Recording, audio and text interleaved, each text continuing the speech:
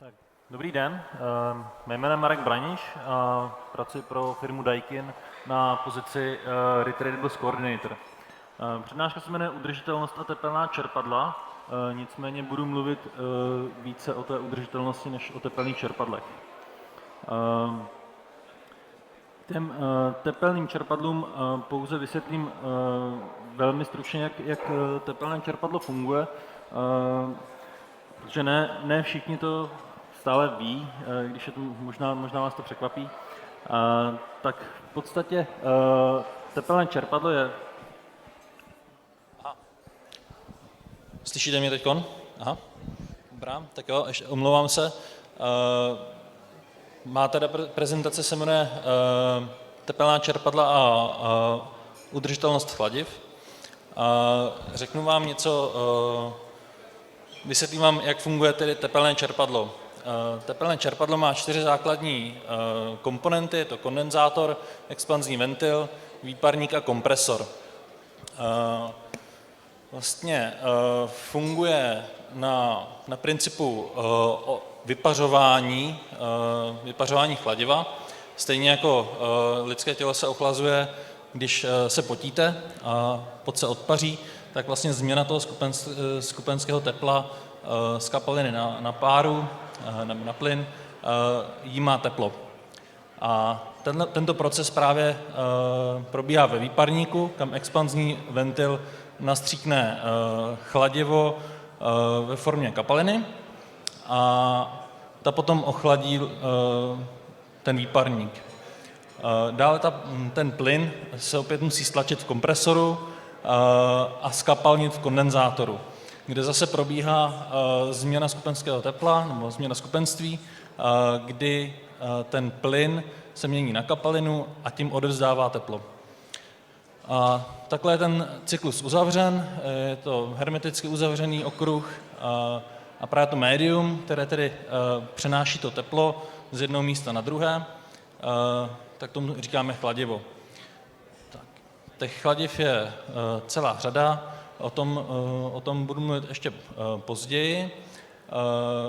Tady bych chtěl vypíchnout vlastně ty největší přednosti tepelných čerpadel a tou první je, že tepelné čerpadlo vlastně nevyrábí to teplo, nýbrž ho přesouvá. Někde ho bere a přemístuje ho na nějaké druhé místo.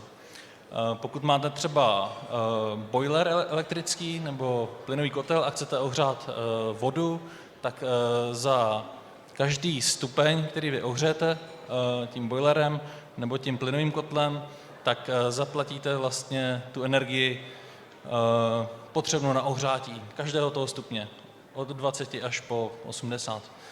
Kdežto u toho tepelného čerpadla vy to teplo můžete vzít třeba zvenku a tím si ohřét tu vodu na třeba teplou užitkovou vodu nebo vytápění. Druhá výhoda toho systému tepelných čerpadel je, že můžete jedním systémem jak topit, tak ale i chladit, protože jak ten výparník, tak ten kondenzátor je pouze tepelný výměnník a funguje to jak na vytápění, tak i na chlazení. Tady je něco k cirkulární ekonomice ve firmě Daikin.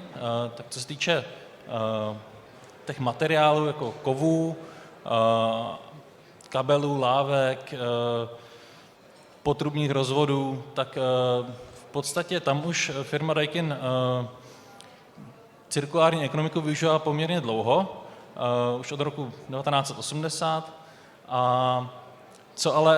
Kde ještě jakoby ta cirkulární ekonomika nebyla pořádně zavedena, tak to jsou právě ty chladiva, ta média. Co se z nějakého základního dělení chladiv týče, tak byla tu chladiva, které byly známa pod obchodní značkou Freony, to jistě všichni víte, tak ty poškozovaly ozonovou vrstvu a ty už dnes tedy nepoužívají. Používají se chladiva fluorovaná které tedy oproti těm freonům v sobě nemají atom chloru a na ozonovou vrstvu už nemají žádný vliv. Nicméně pořád tady vystupuje hodnota GWP, to je Global Warming Potential, a ta je i u těch fluorovaných chladiv stále poměrně vysoká. Pořád vlastně se legislativně tlačí na to, aby se používaly chladiva s nižším GWP. To jsou potom různá přírodní chladiva nebo různé směsi, které mají to GWP nižší.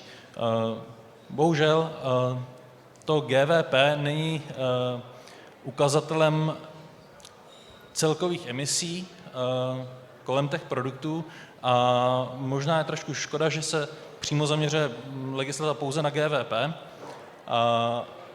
ale to je věc, to je na jinou diskuzi.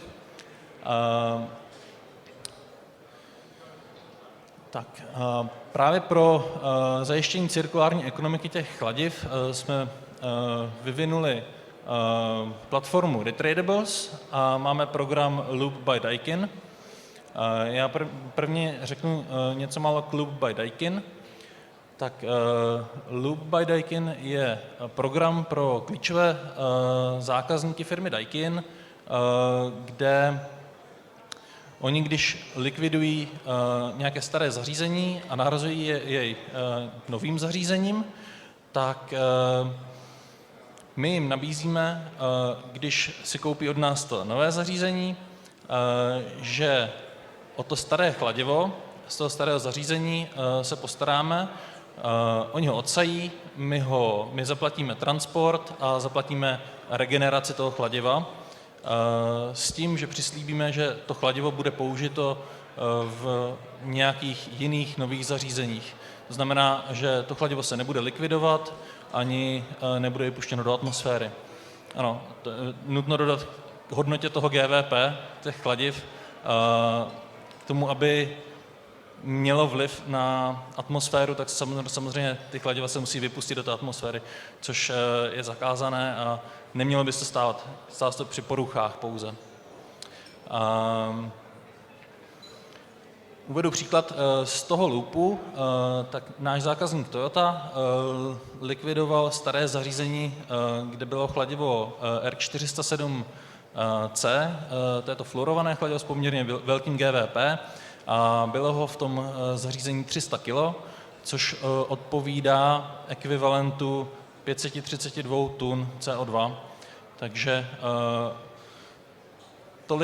tolik tun CO2 by bylo vypuštěno do atmosféry, kdyby to zařízení uniklo, to chladivo, kdyby uniklo do atmosféry.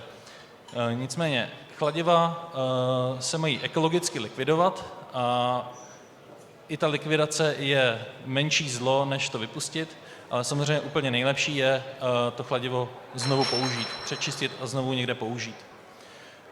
Tak to byl loop. Potom máme platformu Retradables, která je spíš pro střední firmy a může se do ní zapojit v podstatě každá firma, která má certifikát pro práci s F-plyny kategorie 1.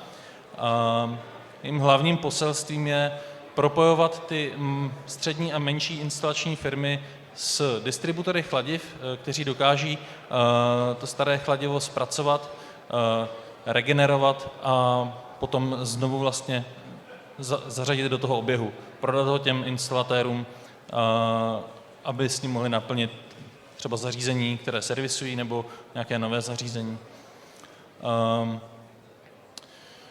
Také má zabránit černému obchodu s chladivy, protože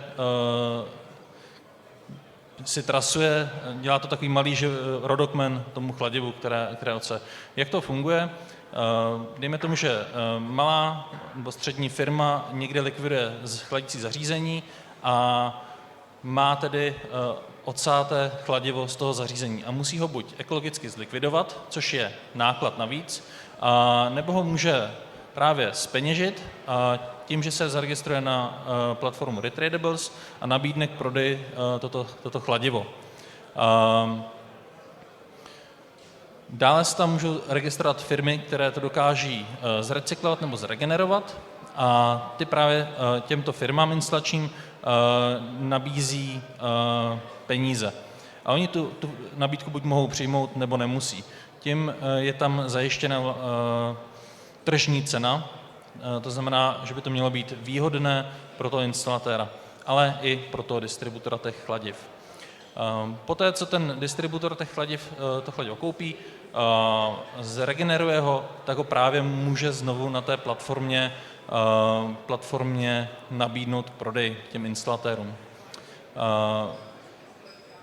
Tak cílem je zabránit té ekologické likvidaci a zabránit vypouštění chladiv do atmosféry, kdy vlastně i ta ekologická likvidace je pořád větší zátěží, protože pokud to chladivo z toho trhu takto odstraníte, musíte ho nahradit zase novým chladivem, což je další náklad na primární zdroje.